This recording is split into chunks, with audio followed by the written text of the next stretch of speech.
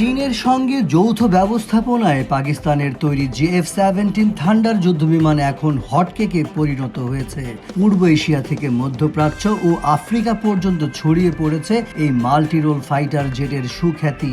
Indonesia, Saudi আরবের মতো দেশগুলো এই যুদ্ধবিমান পেতে রীতিমতো লাইন ধরেছে।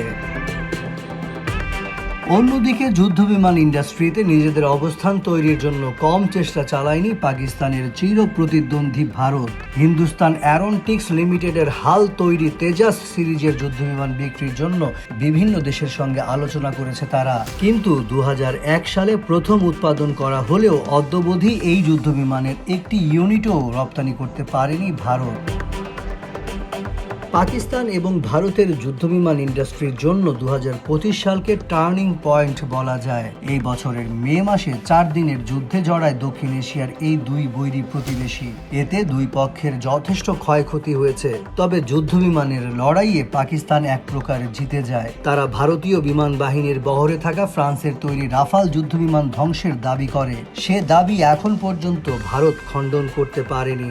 JF-17 থান্ডার পাকিস্তান বাদে অন্তত 3টি দেশ ব্যবহার করছে। আজারবাইজান 40টি বিমান অর্ডার করেছে, যার মধ্যে 5টি ডেলিভারি দেওয়া হয়েছে। মিয়ানমারের অর্ডার করা 16টি বিমানের মধ্যে 13টির ডেলিভারি পেয়েছে। নাইজেরিয়ার বিমান বাহিনীও 3টি বিমানের ডেলিভারি পেয়েছে। আর পাকিস্তানের বিমান বাহিনীতে 161টি JF-17 থান্ডার রয়েছে। এছাড়া ইন্দোনেশিয়া 40টি JF-17 থান্ডার কিনতে চায়। লিবিয়া 16টি অর্ডার দিয়ে রেখেছে।